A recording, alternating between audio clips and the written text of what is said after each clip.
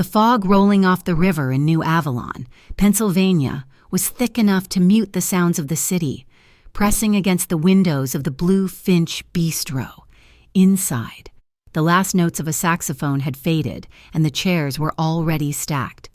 Mara Quinn moved through the dim light of the closing shift, her eyes quick, her steps fast, wiping down the final table. The scent of coffee grounds and spilled wine hung in the air, a familiar comfort at the end of a long night. The comfort shattered with the sound of breaking glass, an explosive spray that was not a drop tray, but the entire front window collapsing inward. It was not one sound, but two distinct groups of men, dark suits against the misty streetlights, spilling into the bistro, bringing the wet cold and the sharp crack of gunfire with them. Mara did not duck. Her reflexes, honed by years of anticipating needs and avoiding collisions, saw something else first. In the alcove booth, a young woman was frozen, her hands raised as if to ward off the noise itself. Alessia Vescari, 22 years old, the daughter of the man who owned the city's harbor, and a regular who always ordered the lemon tart. Mara moved. She did not run around the gunfire. She ran through the gap between the two warring factions. It was an impossible, instinctive calculation. She crossed the open floor in 3 long strides, her body colliding with Alicia's, shielding her just as a bullet tore through the plush velvet of the booth where the girl's head had been. "Down!" Mara's voice was sharp, cutting through the panic. She did not wait for a reply. She grabbed the front of Alessia's silk blouse and pulled, both of them tumbling, sliding on the polished floorboards, skidding behind the solid oak of the main bar. The air was suddenly thick with the smell of cordite and shattered liquor bottles. "Are you hit?" Mara demanded. Alessia was gasping, her eyes wide with terror, unable to speak. She was pointing at her own arm. It was not a bullet. A long, dark shard of the front window was embedded in her forearm, and blood was welling, dark and fast. Mara ripped a clean linen tablecloth from the service stack. "Lights kitchen! Kill the main lights!" she yelled toward the back, hoping the chef had not already run. She wrapped the linen tightly around Alessia's arm, a makeshift pressure bandage. Outside the bar, the bistro had become a war zone. The pop, pop, pop of handguns echoed, punctuated by the heavier thud of a shotgun. Mara heard a click, the sound of a magazine being released, followed by the metallic snap of a new one locking in. She counted it. 1 reload, then another from the other side. They were settling in. That was when the front door burst open again, but this was not chaos. This was organized. Luca Vescari entered the Blue Finch like he owned the very air inside it. He was 32, the air, and his face was cold, carved from the same stone as the city's oldest buildings. His team, dressed in identical black, fanned out, their movements precise, clinical. Luca's eyes swept the room, assessing the damage, the threats, the assets. His gaze locked onto the bar, and in that precise millisecond, Mara was already moving. She had assessed the new arrivals and knew they were not the immediate enemy, but they were not salvation either. They were just a different kind of danger. She kicked open the service door beneath the bar. Go now," she hissed, pushing Alicia ahead of her into the narrow corridor that led to the alley. As Mara shoved Alessia through the heavy metal exit door, she glanced back. Luca Vescari was watching her. His eyes, dark and unreadable, met hers across the ruined dining room. It was not a look of gratitude. It was an acknowledgement, a transaction. He saw her competence, and it registered on his face as a problem. The alley was slick with rain and fog. Alicia stumbled, Washa, still held tight by Mara. "This way, to the street," Mara urged, pulling her toward the sound of traffic. A shadow detached itself from the side of the dumpster. One of the gunmen from the first wave, escaping the new arrivals. He saw them, and his weapon came up. Mara had no weapon. She only had what was in her hands. She had grabbed a heavy silver serving tray on her way out of the corridor, a reflexive action. She did not hesitate. She hurled it, Frisbee style.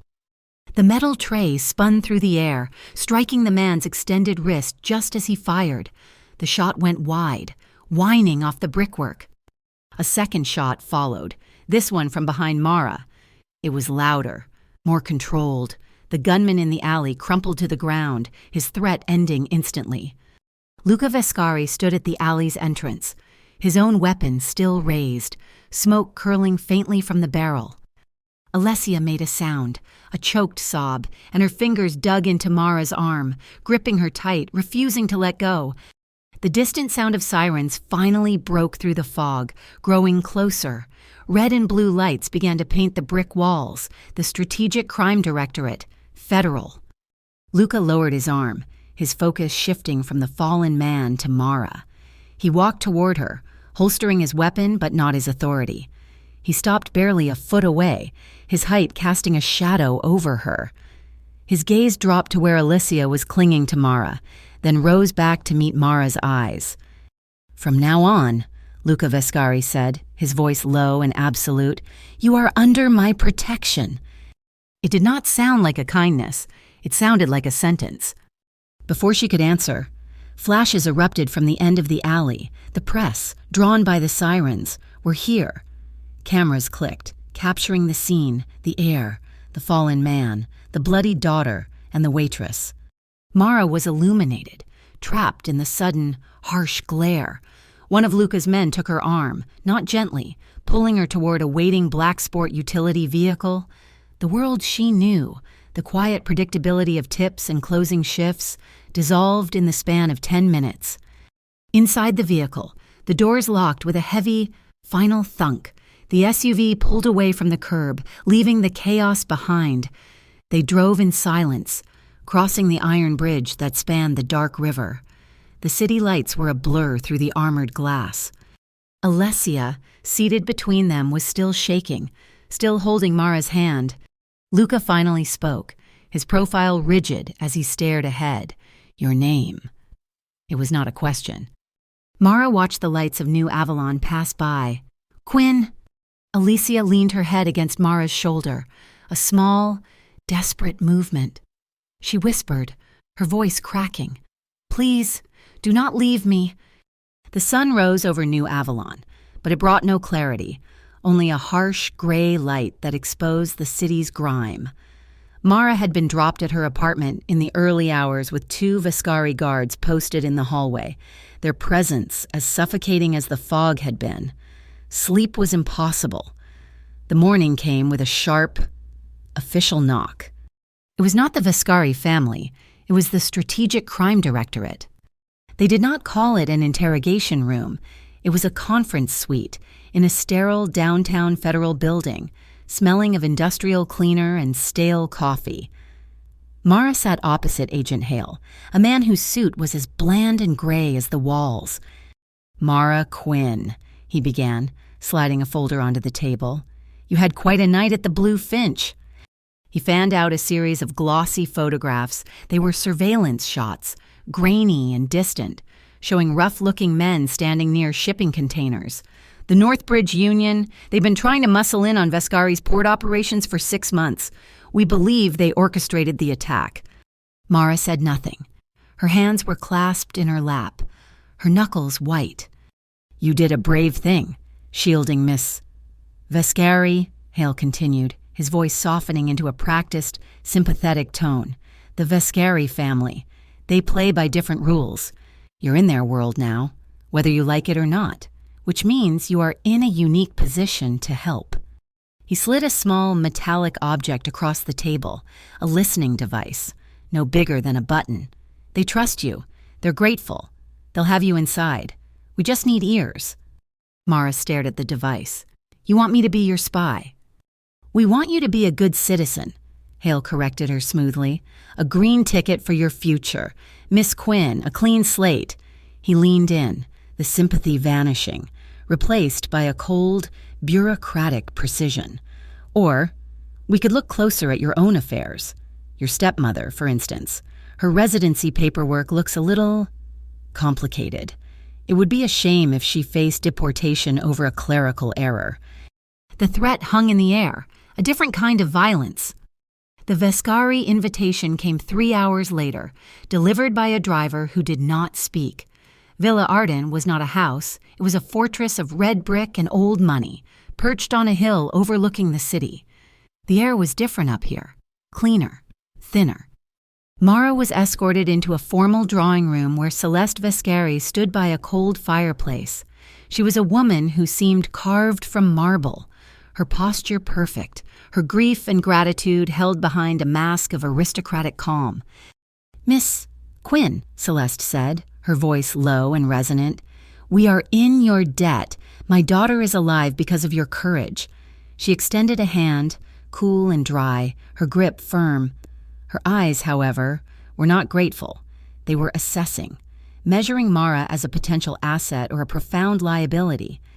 Alessia burst in then, her arm in a pristine white sling, her face pale but resolute. "She has to stay. Mama, I told you. She has to stay with us until this is over." Luca Vescari entered behind his sister, his presence silencing the room. He had been observing Mara from the doorway. "She will stay," he announced, not as a request, but as a verdict, but not as a guest. He turned to Mara. "Your old job is gone.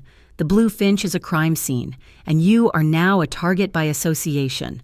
I am offering you a position as shift manager at the villa's internal cafe.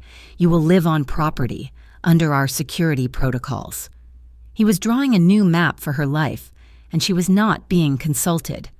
That evening, Mara saw her own face on the television in the staff lounge. The news anchor was describing the event as a violent clash between rival port alliances. They flashed her picture, a grainy security still from the bistro's employee files, and spelled her name wrong. Mara Quinn.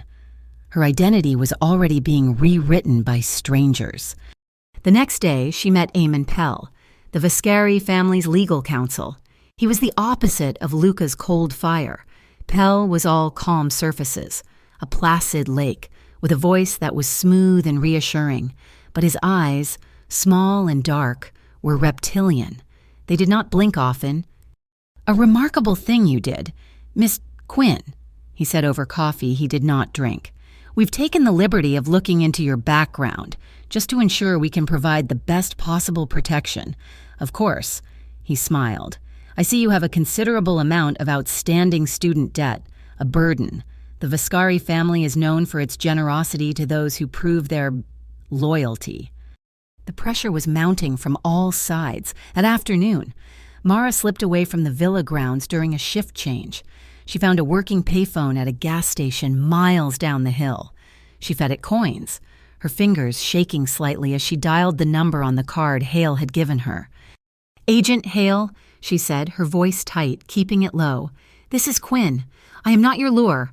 I will not plant your bug." The line was silent for a moment, then Hale's voice, colder than the steel of the phone booth, replied, "You are in a war, Miss Quinn. You just have not picked a side. You will call back." The line clicked dead. That night, Mara could not stand the confines of her new, luxurious room. She found her way to a high terrace, the city of New Avalon spreading out below like a field of scattered jewels. The wind was sharp. "You should not be out here alone." Luca Vescari stepped out of the shadows. He was not wearing the armor of his suit, just a dark sweater, but he seemed no less dangerous. "I'm not used to asking permission to breathe," Mara said, not looking at him. He moved to stand beside her, looking down at the city he commanded. "Hale will have promised you safety. He will have threatened you. He will have offered you a way out." Mara turned, stunned by his accuracy. "How do you know?" "Because that is the SCD playbook, and you are the perfect leverage." He reached into his pocket. "He's right about one thing. You are in a war, but you are on your own side." He pressed something into her hand. It was a switchblade, slim and elegant, but perfectly weighted. The handle was cold. "I cannot protect you from my family, or from the Federals. Not completely," Luca said, his voice a low gravel. "But I can give you a tool." His fingers brushed hers as he released the knife. "Do not trust Pell. Do not trust my mother. Do not trust me." His eyes held hers in the darkness. "Trust no one but your intuition." It is the only thing that kept you alive at the Blue Finch. Life inside Villa Ardent was a lesson in silent observation, a skill Mara Quinn had perfected long before she ever served a single drink. The Vescari family operated on unwritten rules, on glances held a second too long, and on the static electricity of unspoken power. Mara, who had grown up navigating the unpredictable currents of the foster care system, found the environment dangerously familiar. She knew how to make herself small, how to read the mood of a room from the doorway, how to anticipate an order before it was given. Her time running track in high school had taught her how to bolt, but her nights at the Blue Finch had taught her how to stand still and watch. She was now the shadow that moved through the Vescari home, managing the cafe, serving espresso to men with guns in their shoulder holsters, and watching. Her only point of genuine contact was Alicia. The girl who had clung to her in the alley was now her constant companion, finding reasons to visit the cafe, to bring Mara pastries she did not eat, to just sit and talk. The gratitude had faded into a genuine, desperate need for an ally.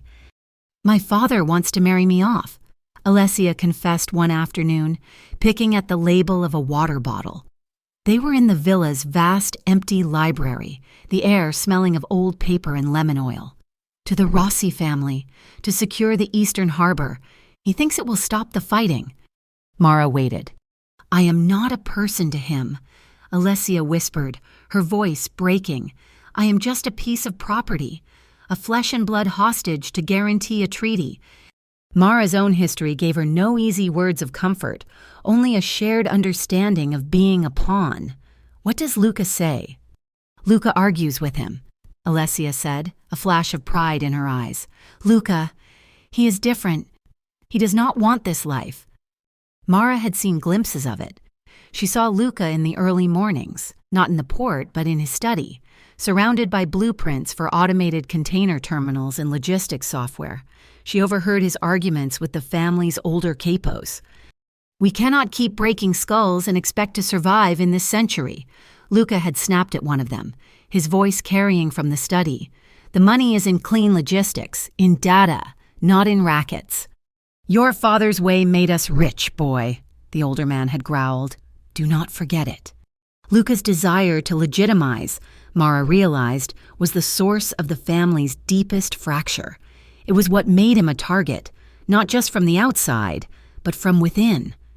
Her own investigation started with a simple request. Luca had given her access to the Blue Finch security footage, ostensibly to help her identify the gunman for the family's own records. She sat for hours in the villa's security room, watching the digital ghosts replay her trauma. She watched it 10, 20 times. The gunmen, the first wave, moved with a terrifying precision.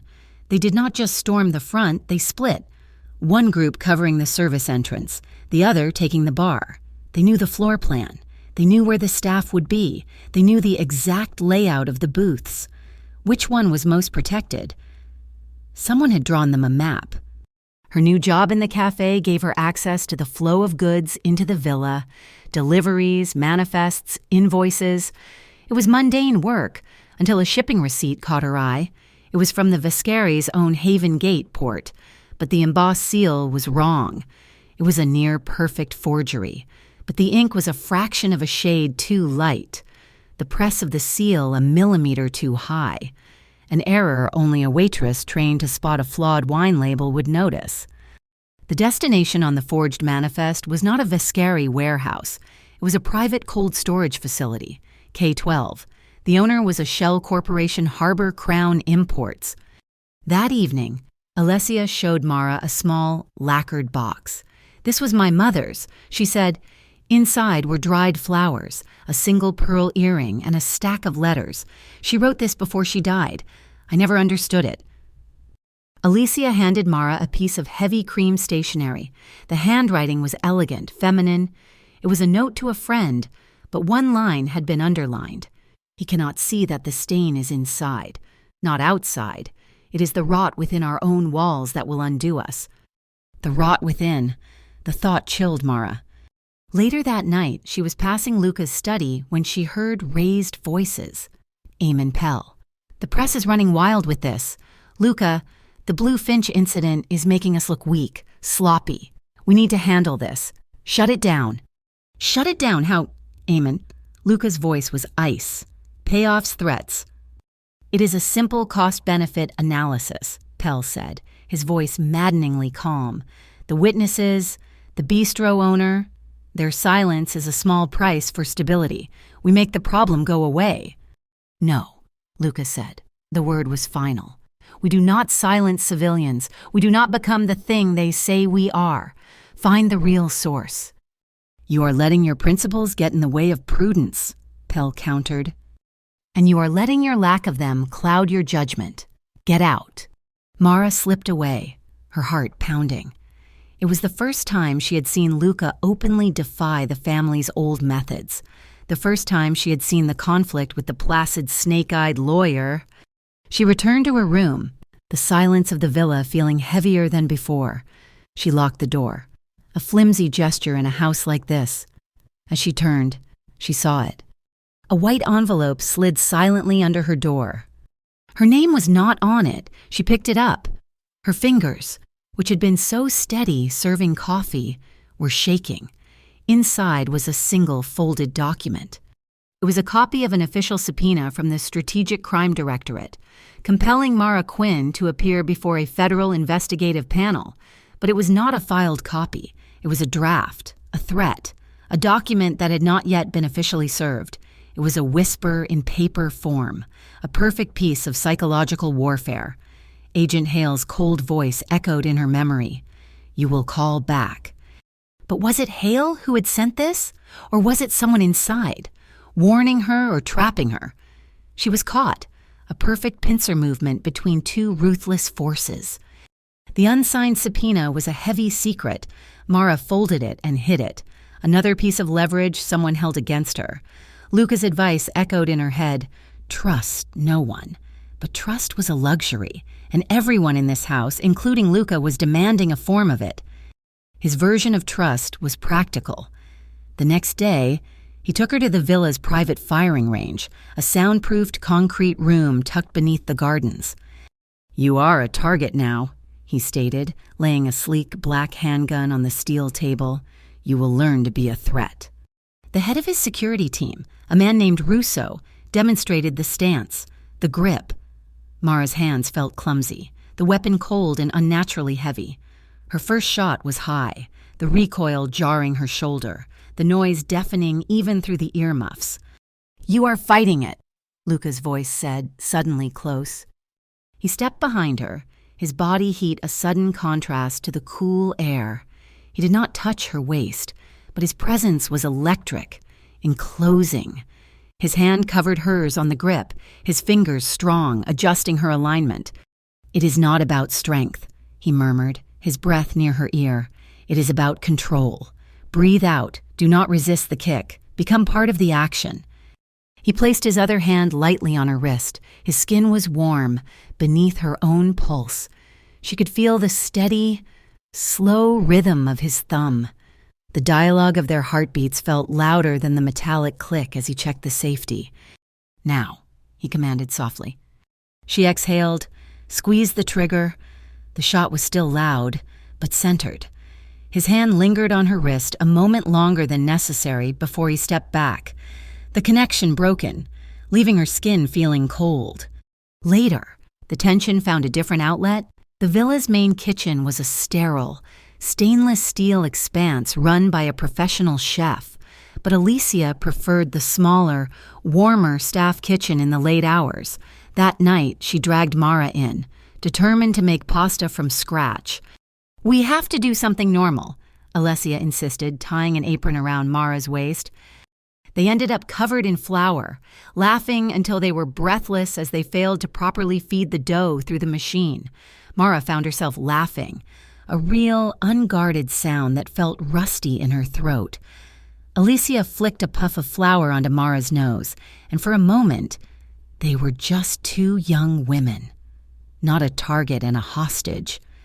Mara froze, sensing a presence, Celeste Vescari stood in the doorway, a silent observer in a silk robe. Her face was unreadable. Was this a flicker of warmth in her eyes, a softening at seeing her daughter laugh, or was it calculation? Assessing Mara's deepening integration into the family, Celeste simply watched for a long moment, then turned and disappeared as silently as she had arrived. The laughter died, the cold reality of the house settling back over them. Luca found Mara later, as she walked the perimeter of the estate, unable to settle. He fell into step beside her, guiding her toward an inner courtyard filled with potted orange trees, the air sweet with blossoms. "She is starting to trust you," Luca said. It was not an accusation. "She needs a friend," Mara replied, pulling her sweater tighter. They walked in silence. The only sound was the crunch of gravel under their feet. "I used to hide out here," Luca said, his voice quiet, different from the iron command he usually wore. He touched a leaf. "I learned to play the saxophone. Thought if I played well enough, I could find a different path, a life away from this." Mara looked at him. In the filtered moonlight, his eyes were not cold. They were weary, like a lamp left on too late. "I played in jazz clubs in the city for 2 years, he said, a ghost of a smile touching his lips. "I was good, but the blood path, as you call it, it pulls you back. My father got sick. The Northbridge Union saw an opening. You cannot play jazz when someone is trying to burn down your house." "So you put the horn down," she said. "I picked up a balance sheet," when he corrected, "and a gun. This life. It is not about choice. It is about obligation." He had stopped walking. They were in the center of the courtyard, shielded from the house, in their own small world. A faint strain of music, a real saxophone, drifted from an open window somewhere above. "My mother still plays my old records," he said. He held out a hand, not in command, but in invitation. "May I?" Mara hesitated, then placed her hand in his. He led her not into a formal dance, but a simple, slow sway, two people moving to a rhythm only they could feel. They were in an empty, unseen gymnasium, the polished floor reflecting the moon. His hand rested on the small of her back, a point of solid, grounding warmth. Her hand was on his shoulder, and she could feel the tension in the muscle beneath his shirt. They moved slowly, their breath mingling. A thin sheen of sweat gathered on her temples. His gaze was intense, focused entirely on her, as if she were the only thing in the world that was not complicated. He tilted his head, his breath brushing her cheek, and then, as naturally as the music ending its phrase, his lips found hers. The kiss was not demanding. It was a question, a moment of shared, stolen quiet. It was tentative, then deepened, a slow exploration of warmth and tension. It tasted of the night air and of a shared loneliness.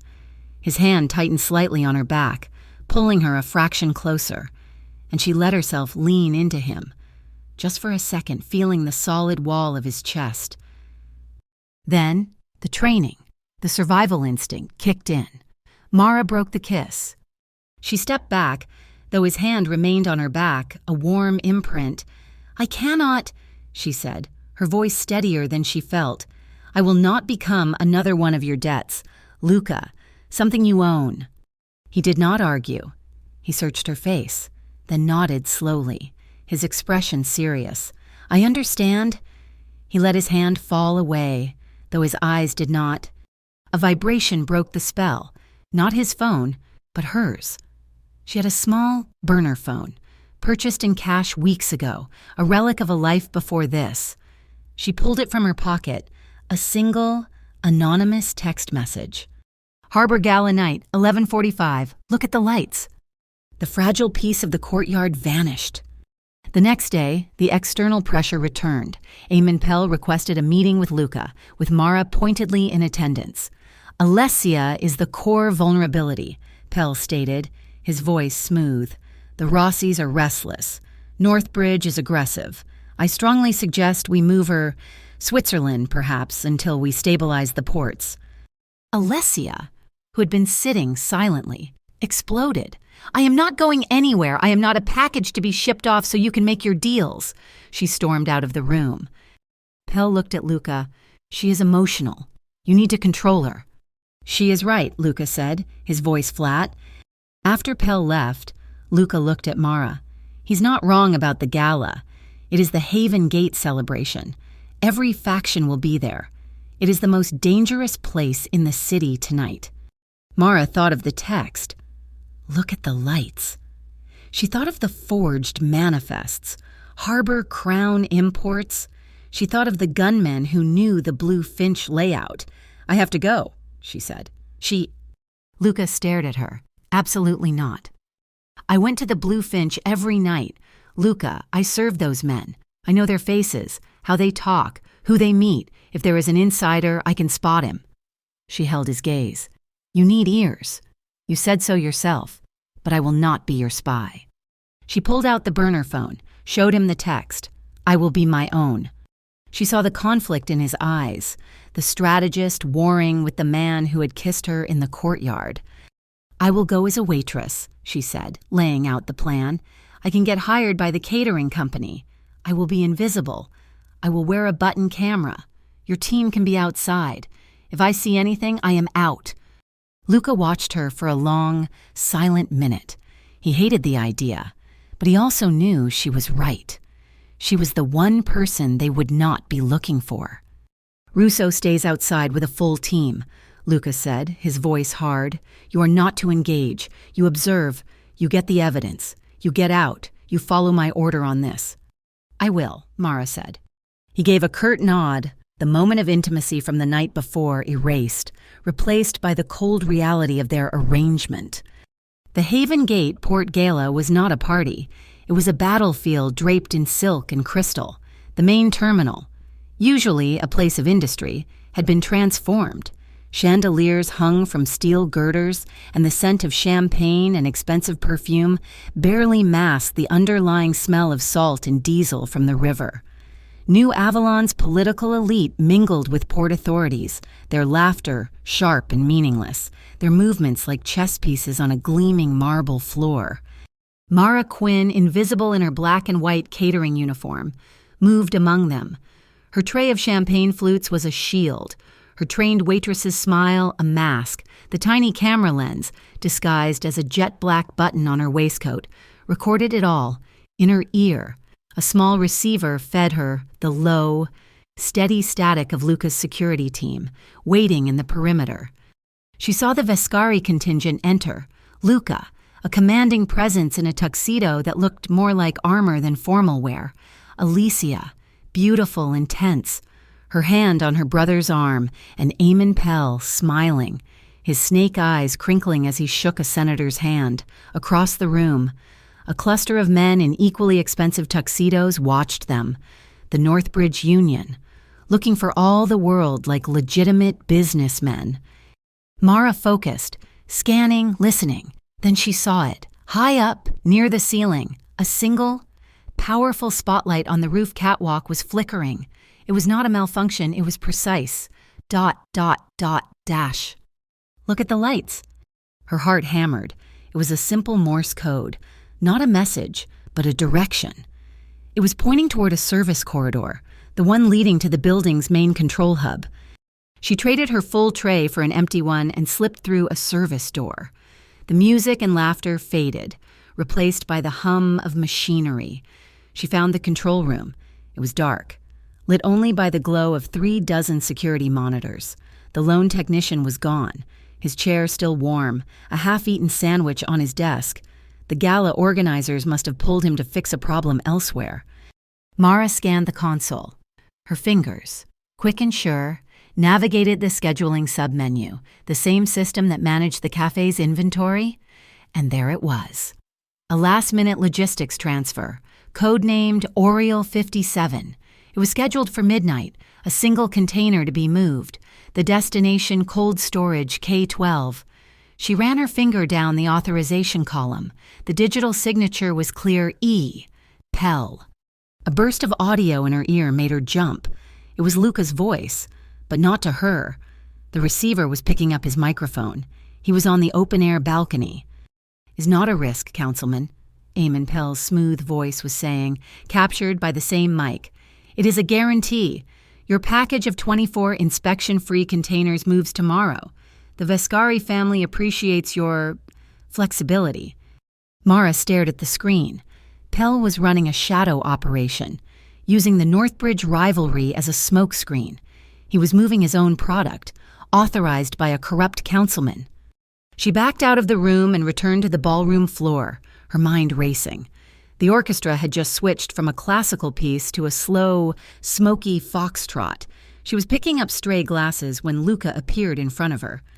He did not look at her as a man looks at a woman he had kissed. He looked at her as a boss looks at a servant. "Waitress," he said, his voice loud enough to be overheard. "You've been staring at my table.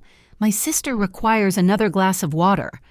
He was offering an excuse to talk, but before she could move, he took the tray from her hand, set it on a passing cart, and took her hand.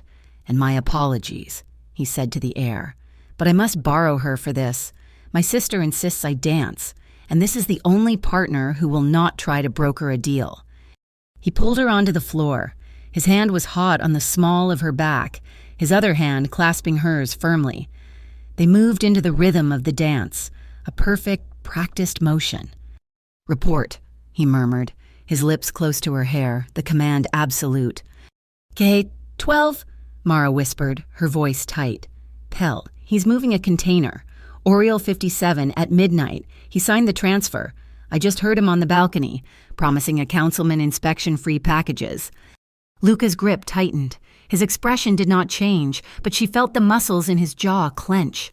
Their eyes met, her suspicion, his knowledge, in that glance.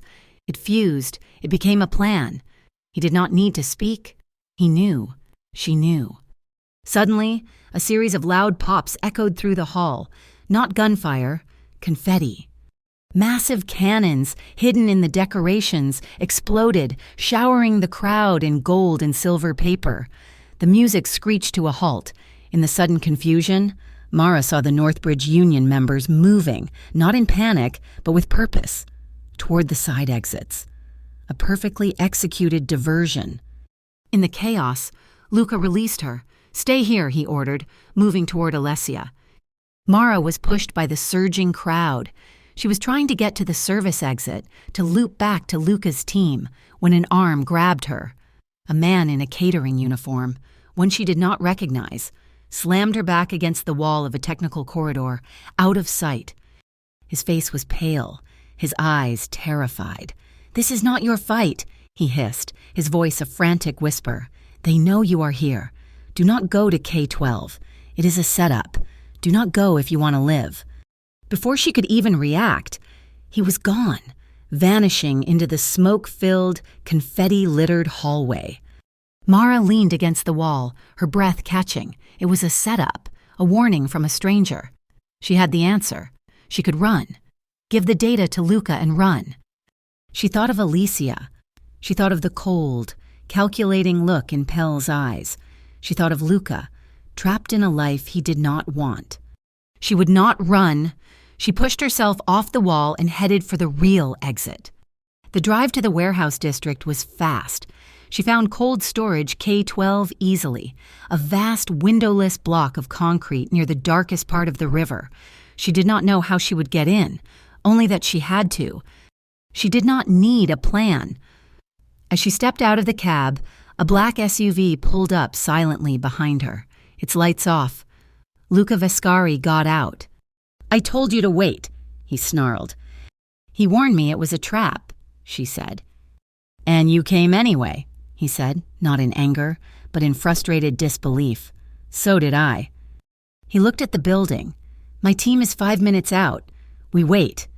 "No," Mara said, pointing. A side door was ajar, a sliver of cold, white light cutting the darkness. "They are expecting us now." They moved together, in silence. Weapons drawn, his gun, her slim knife. They slipped inside. The air was frigid, the walls covered in thick ice. The only sound was the hum of the massive freezers. They stepped into the main chamber. It was vast, empty, rows of steel shelving disappearing into the freezing mist. A loud clang echoed behind them. Mara spun. A heavy, steel mesh gate had dropped from the ceiling, sealing the entrance, trapping them.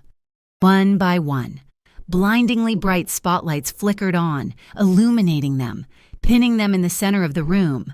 A series of red lights from high-definition cameras lit up.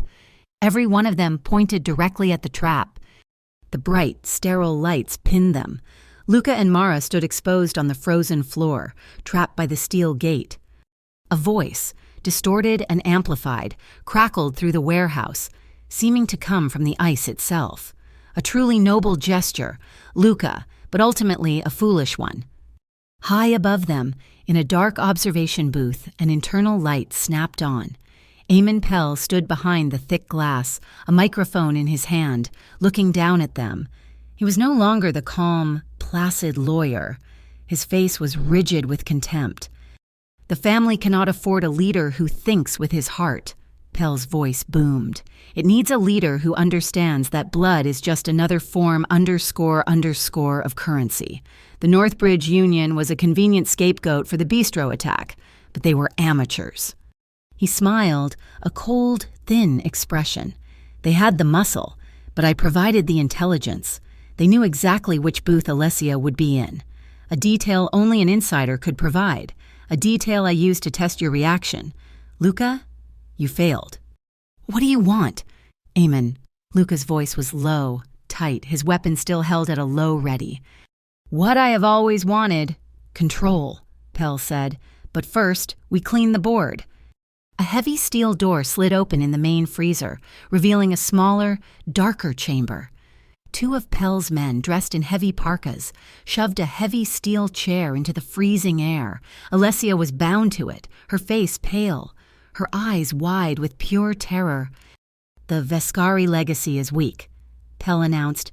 "It is time for a change in leadership, but I am a reasonable man.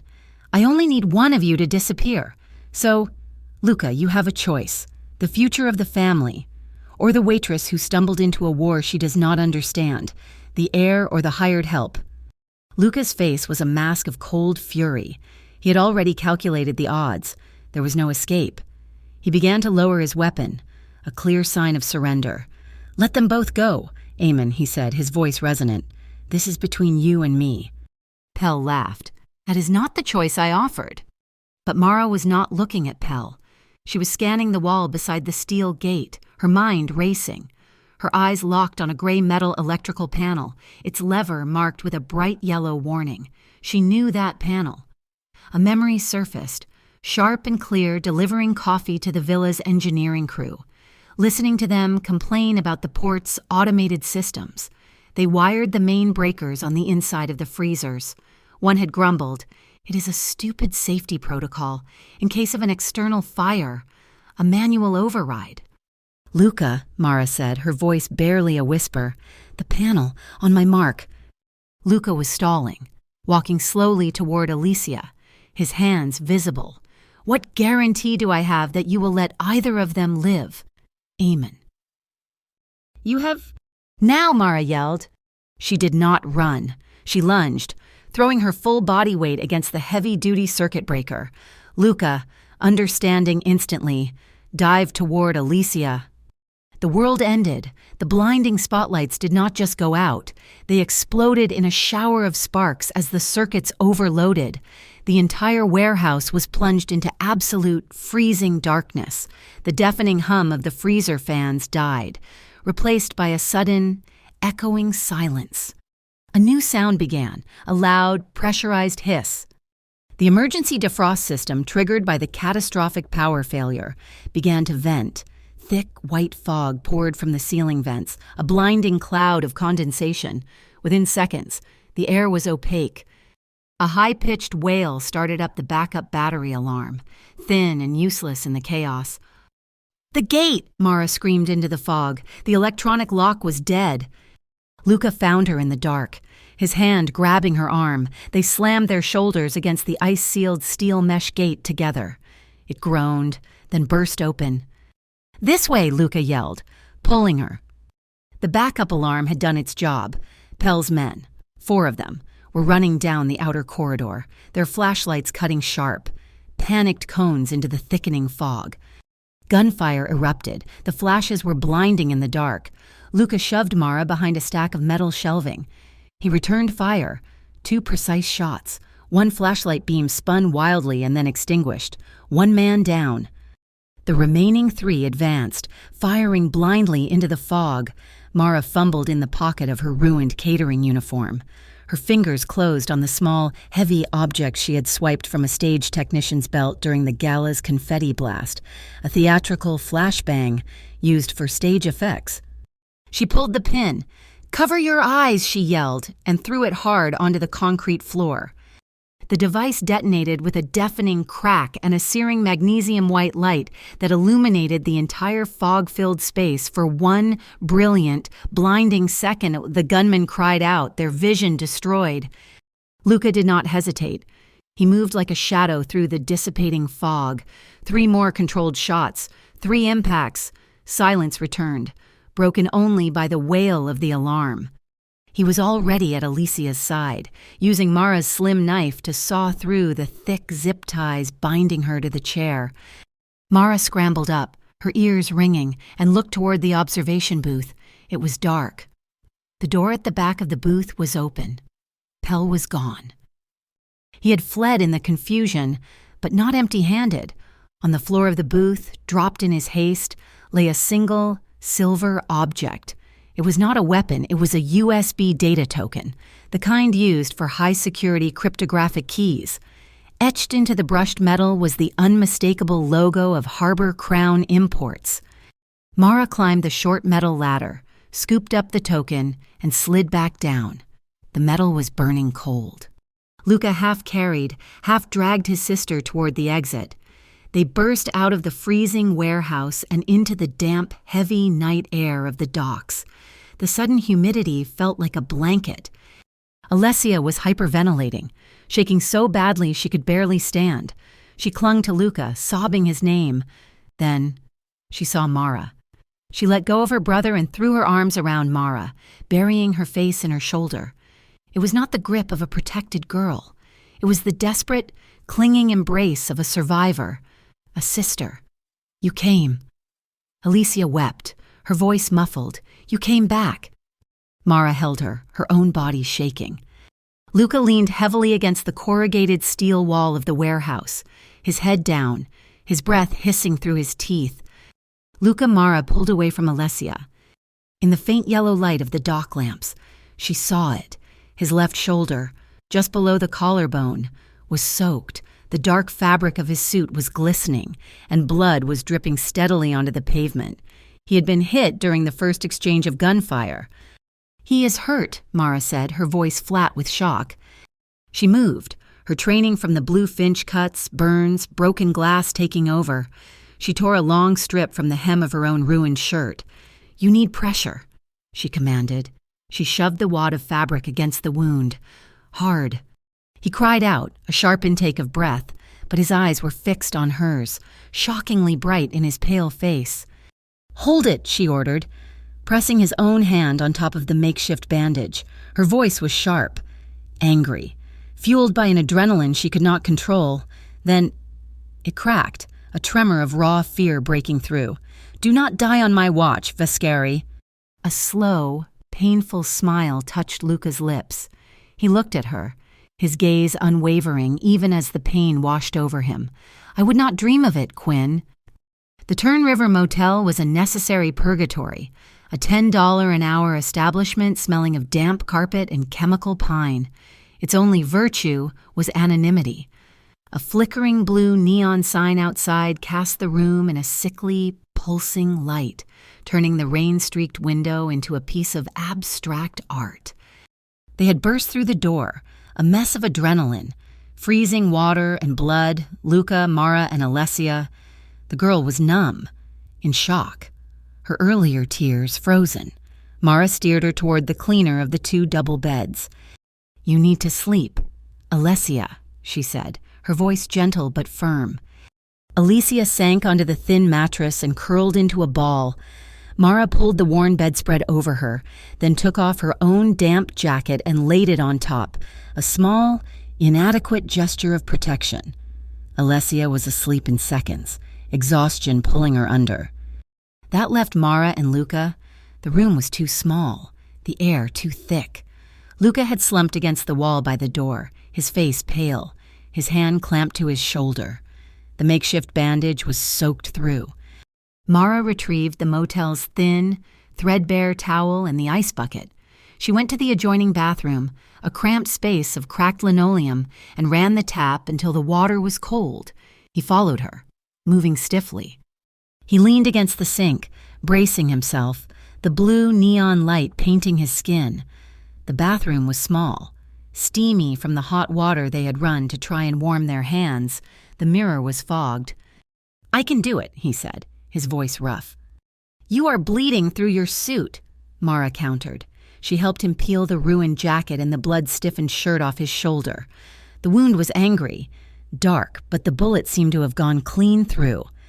She began to clean it, her movements economical, practiced. The adrenaline was still thrumming in her veins, a high-frequency vibration that made her hyper-aware of everything: the drip of the faucet, the hiss of the rain against the glass, the sudden, sharp intake of his breath as the antiseptic touched the raw flesh. "Hold still," she murmured.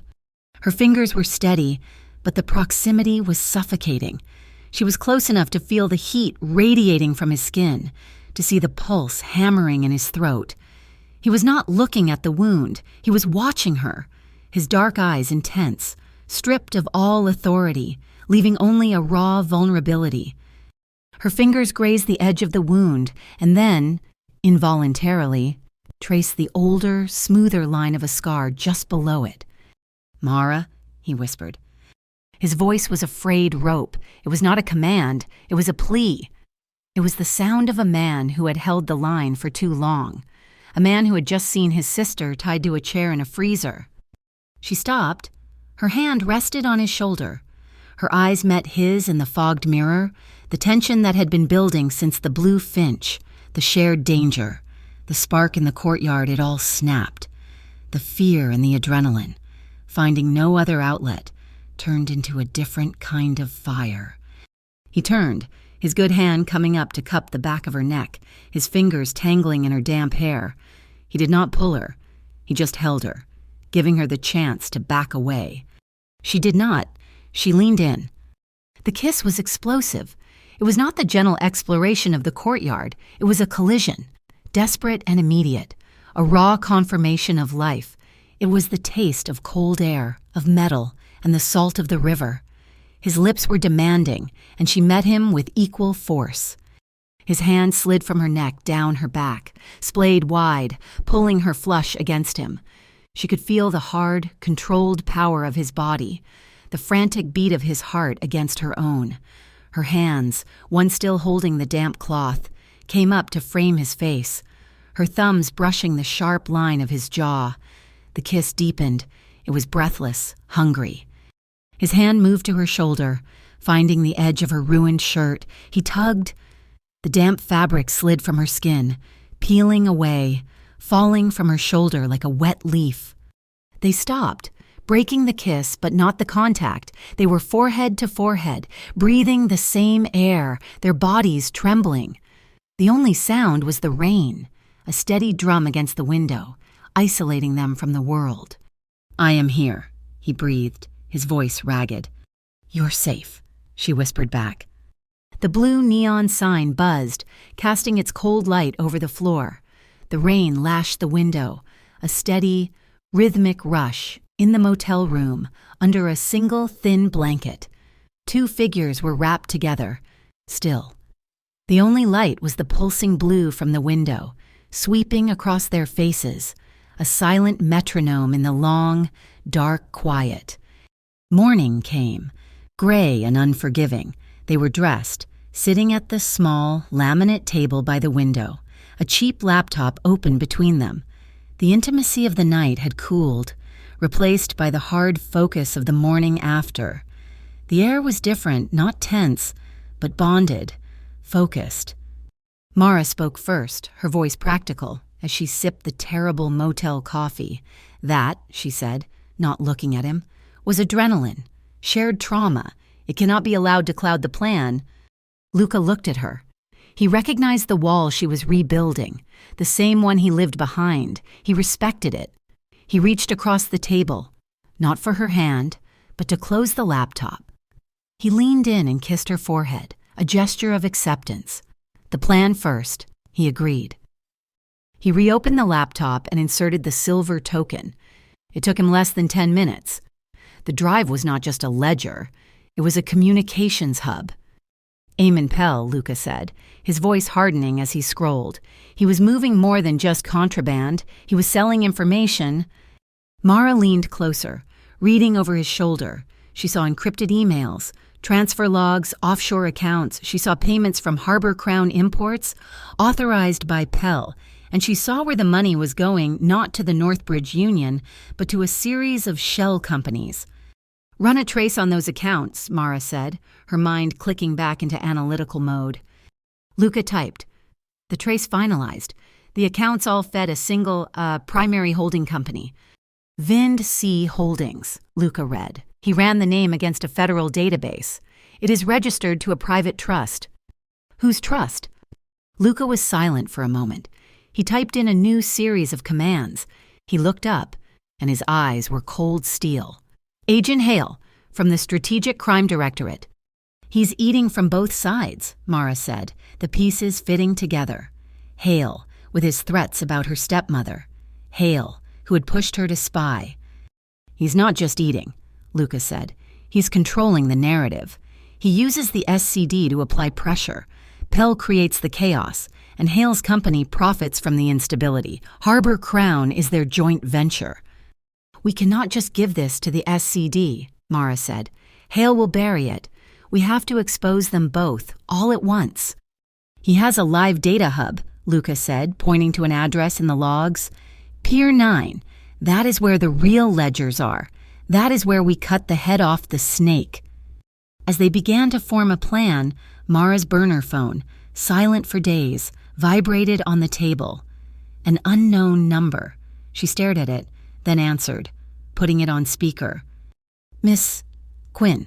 The voice was cool, unmistakable. Celeste Viscari. I trust you are all right. Luca's personal security team has been compromised. Pell had them on his payroll. Mara and Luca locked eyes. They were completely, terrifyingly alone. I am sending one man I trust to you.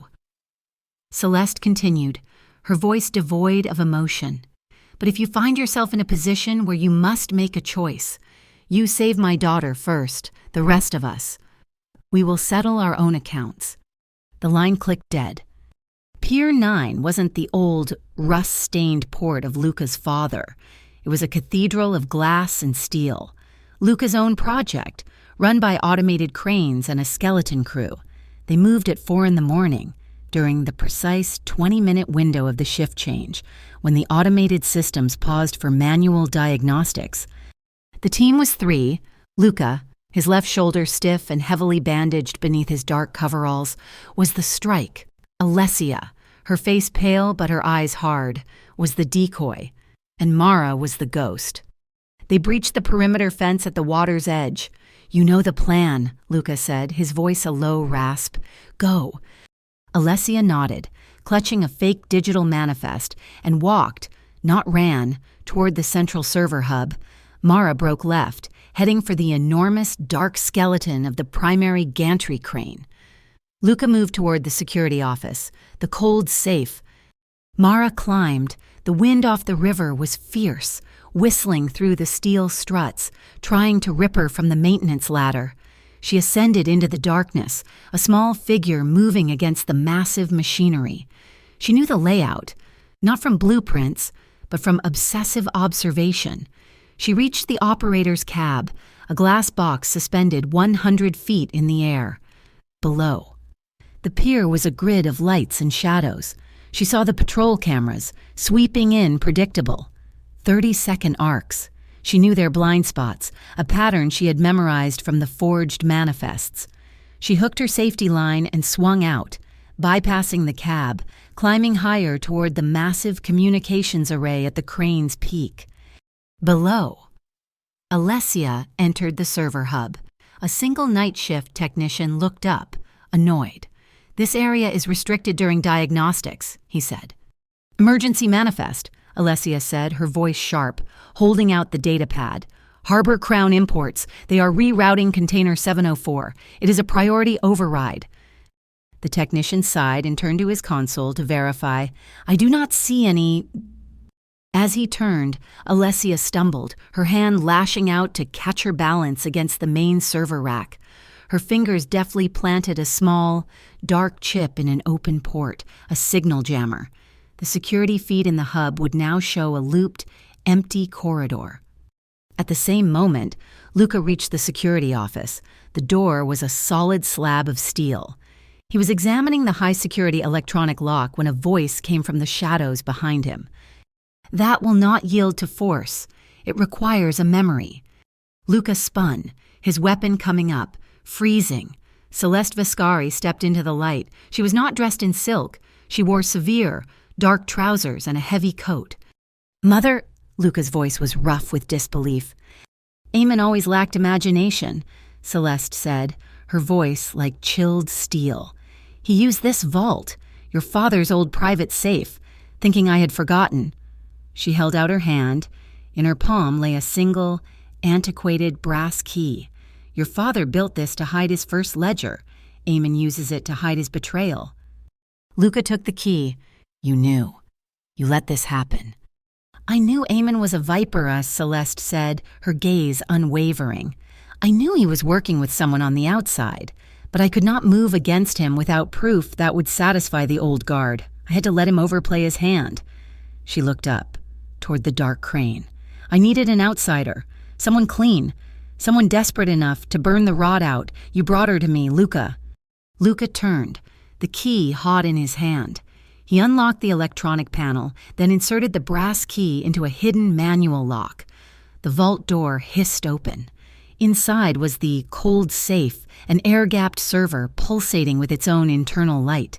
He plugged in a hard drive.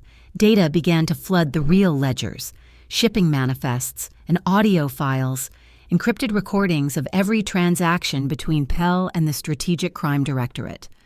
A sudden, blaring wail shattered the night. The alarm, the jammer chip had failed. "He is here," Luca said, on a secondary monitor. He saw it a convoy of black SCD vehicles, lights flashing, pouring onto the pier.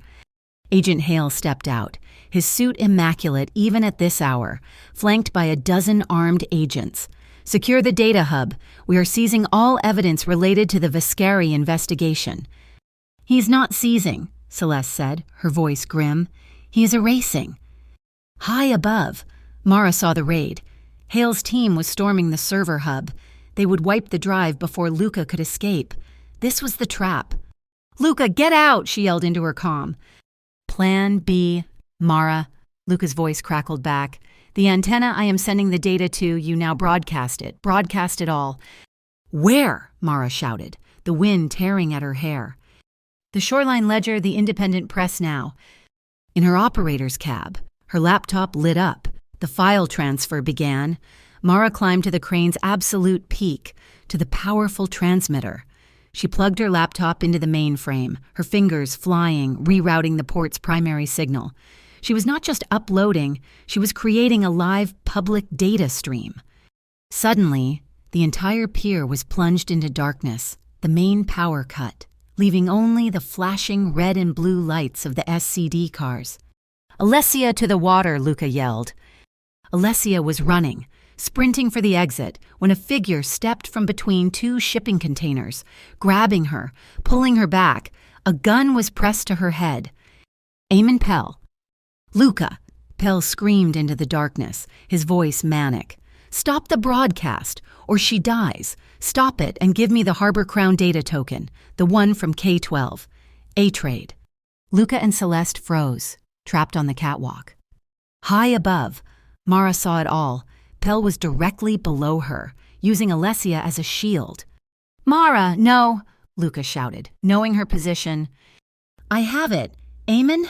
Mara's voice boomed, amplified by the crane's external address system. She was invisible in the dark. "Let her go. The token is here." She held up the small silver token, letting it catch the blue flash of a patrol car light. "Throw it down!" Pell screamed, his gun jammed tighter against Alicia's temple. "She goes first," Mara shouted back. "Send her to her brother." Pell hesitated, calculating. He needed that token. It was the key to his offshore accounts. He shoved Alicia hard toward Luca. "Now the token." Mara leaned out of the cab, her arm extended. "It is all yours. Aim and catch." She did not throw the token. Her hand, steady and sure, slammed down on the manual release lever for the primary cargo hook. It was not a subtle move. It was an execution. The massive 30-ton steel hook and cable assembly, invisible in the absolute darkness, dropped from the sky. It did not hit Pell. It struck the concrete 2 feet beside him with the force of an explosion.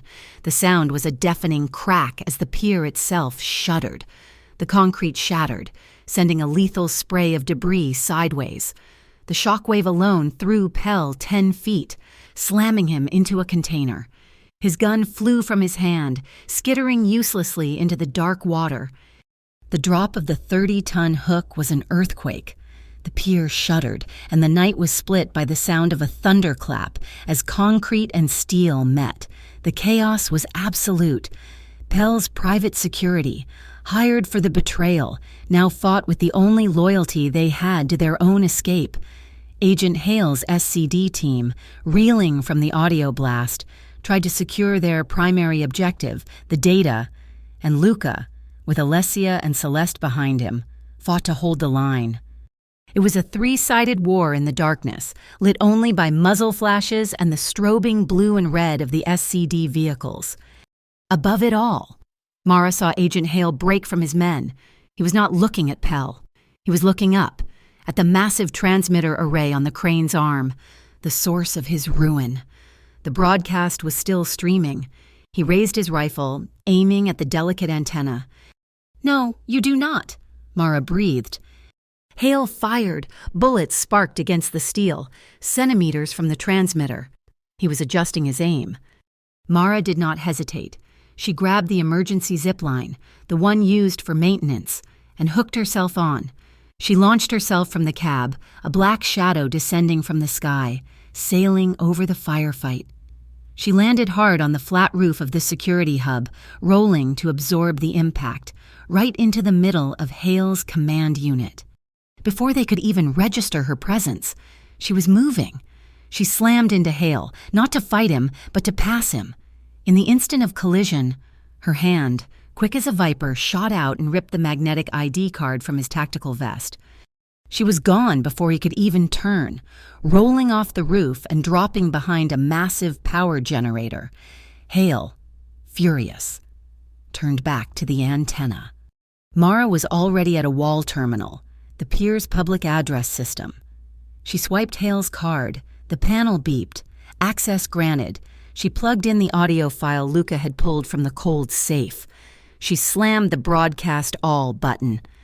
A sound, louder than the gunfire, boomed across the entire New Avalon port. It was Eamon Pell's voice, cold and clear from the recording. I guarantee, Councilman, your package of 24 inspection-free containers moves tomorrow. Then, Agent Hale's voice joined it. The Vescari family is the past. Harbor Crown is the future. My future.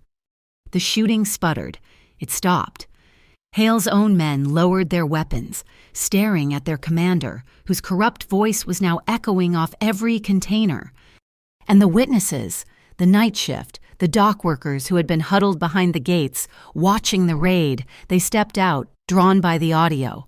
One by one. They raised their cell phones. Dozens of small blue lights lit up the darkness, a sea of digital witnesses. The public was now the jury. Pell saw it. He knew it was over. He scrambled up, his face a mask of primal fury. He had lost his gun, but he had a knife. In one desperate, fluid motion, he grabbed Alessia, who was moving toward her mother. He spun her around, his arm locking around her throat, the flat of the blade pressed hard against her cheek. "Stop it! Stop the recording!" he shrieked, his voice cracking. "I will kill her, I swear to God. Luca, I will end your line right here." Celeste Viscari stepped forward, her face calm. She walked past the SCD agents, past the stunned dock workers, into the center of the standoff. She held up her right hand, and with a deliberate, graceful motion, she pulled the heavy Viscari signet ring from her finger. She tossed it onto the wet concrete, where it spun, catching the light. "You want the throne, Eamon?" Her voice, quiet but absolute, carried in the sudden silence. "You want the family? Then step over my body and take it." It was a death sentence and a challenge. Pell stared at her, momentarily mesmerized by the act. That was all Luca needed. He did not go for his gun. This was blood. He launched himself at Pell. It was not a fight. It was a desperate, brutal brawl. They crashed onto the pavement, rolling over glass and spent casings. Luca, his wounded shoulder screaming, was driven by pure, cold rage. Pell, fighting for his life, was a cornered animal. Alessia was free, scrambling away. Mara moved to her, but saw Luca falter. Pell was younger, uninjured. He landed a vicious blow to Luca's wounded shoulder, sending him reeling back. Pell scrambled, his hand searching the wet ground for the knife he had dropped. Mara saw the glint. A puddle of oily water reflected one of the SCD spotlights, creating a perfect, blinding glare. She moved, stepping directly into the angle of the light, her own body blocking Pell's view. He reached for the knife, his eyes momentarily blinded by the reflected light. Mara's foot came down, not on his hand, but on his wrist. A sickening snap echoed in the silence. Pell screamed, a high, thin sound. Agent Hale watched it all, his world collapsing. His men were not moving. The phones were still recording. He saw Mara, the waitress, the ghost who had dismantled his entire operation. His face contorted in pure hatred. He raised his sidearm, his last act of defiance, and aimed it directly at Mara's back. "SCD, drop your weapon." The shout was new, authoritative. Hale froze. From the edges of the crowd, emerging from the dock workers, a team of 6 men in practical gear moved in, their weapons trained on Hale. They did not have SCD markings. "Internal Affairs," their leader said, his badge flashing. "Agent Hale, you are under arrest for conspiracy, extortion, and attempted murder. The evidence, I believe, is now public."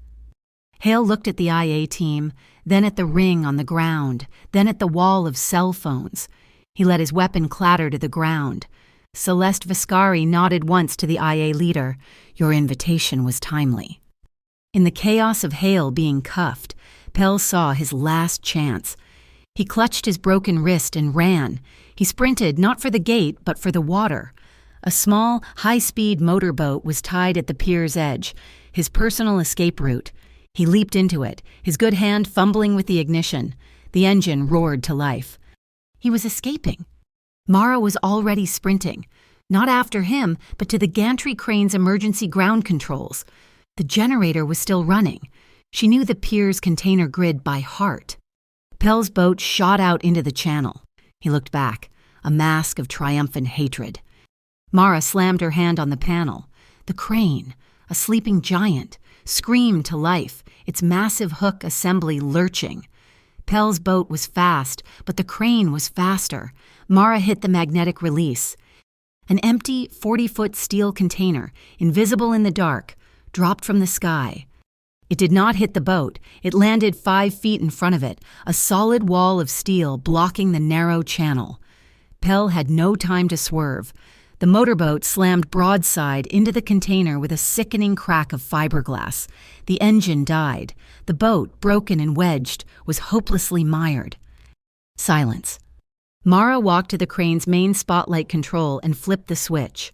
A single, blinding beam cut through the night, illuminating the pathetic scene. Eamon Pell, on his knees in his ruined boat, clutching his broken arm, trapped. Luca walked to the water's edge. His gun now steady in his hand, Celeste stood beside him. This was the moment, the old way, the Vascari justice. A single shot in the dark, and it would be over. But Celeste put a hand on her son's arm. Stopping him, she turned. She did not look at Luca.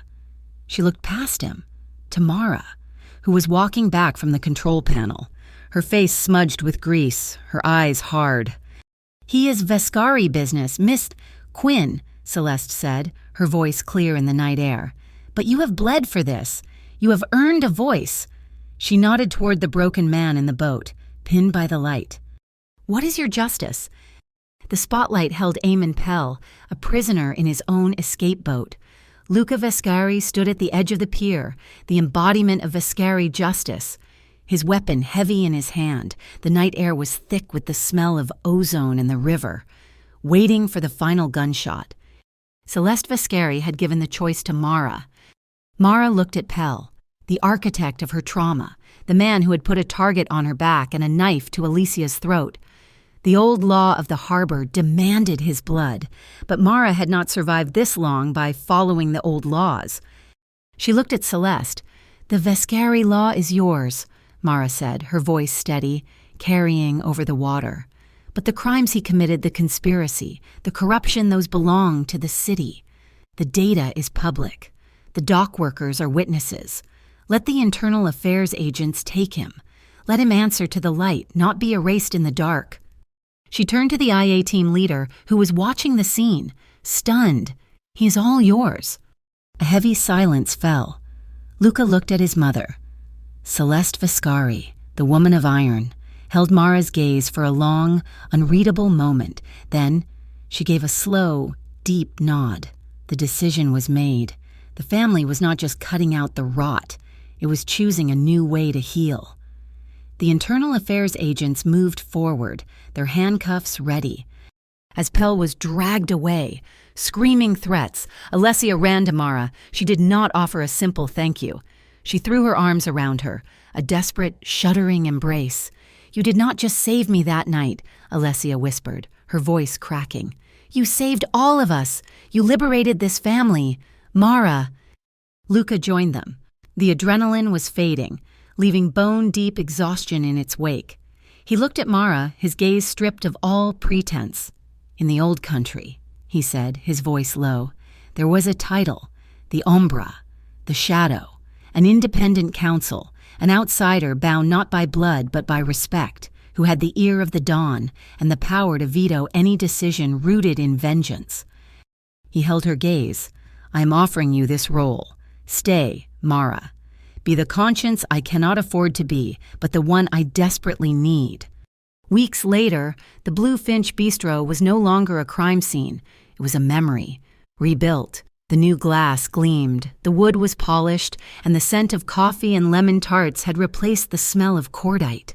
It was long after midnight. The chairs were stacked, the lights were low, and a soft, smoky saxophone tune drifted from hidden speakers. Luca sat at the bar. Mara walked out from the kitchen, wiping her hands on a clean apron. He pushed a small glass toward her. She, in turn, slid one toward him. Their hands met in the middle. The rims of the glasses touched, a quiet clink in the warm silence. "To new beginnings," Luca said. "To clean ledgers," Mara replied, a small smile touching her lips. She set her glass down, but her hand did not retreat. She slowly, deliberately, placed her hand over his on the polished bar top, his fingers, strong and warm, turned, lacing through hers. He leaned forward. This kiss was not the desperate, rain-soaked collision at the motel. It was slow and deep and certain. It was a promise. It tasted of security. His free hand came up, not to grab, but to cup her cheek, his thumb brushing softly against her skin. She leaned into the touch, her eyes closing, her other hand coming to rest on his chest, feeling the steady beat of his heart. The music played on as the focus pulled away, toward the front window, where the rain had begun to fall, blurring the lights of New Avalon into a soft, promising glow. The next morning, the headline of the Shoreline Ledger confirmed the new reality. Harbor Crown's black network dismantled, SCD rocked by internal affairs investigation.